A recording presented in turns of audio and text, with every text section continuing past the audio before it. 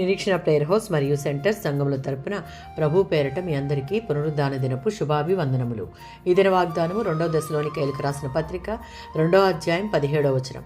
ప్రభువైన యేసుక్రీస్తు ప్రతి సద్వాక్యమందు మిమ్మును స్థిరపరచునుగాక. 2వ దశలోనికైలకు రాసిన పత్రిక 2వ అధ్యాయం 15వ వచనం.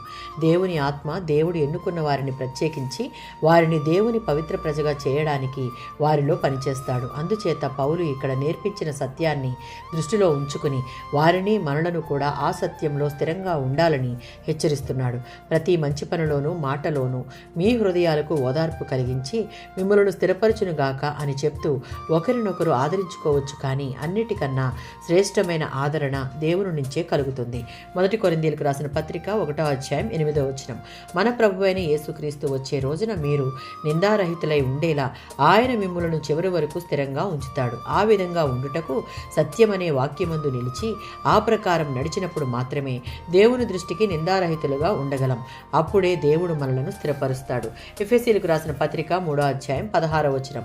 ఆత్మ ద్వారా అంతరంగ పురుషునిలో శక్తి పొందడం అంటే మన మనోభావాలను, ఆలోచనలను, ఉద్దేశాలను ఆయన ఆధీనంలోనికి మరీ ఎక్కువగా తీసుకురావడం.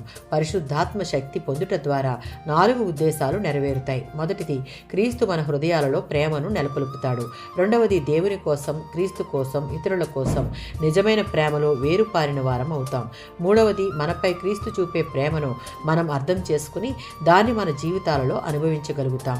నాలుగవది, దేవుని సంపూర్ణతలో పూర్ణలం కాగలుగుతాం. అంటే దేవుని సన్నిధి మనలను స్థిరులనుగా చేస్తుంది. అంటే మన హృదయాంతరాల్లో నుంచి ప్రభువైన యేసుక్రీస్తు తాలూకు గుణగణాలను, స్వభావాన్ని ప్రదర్శించే స్థాయికి మనలను ఎదిగింపజేస్తుంది. ఆమేన్.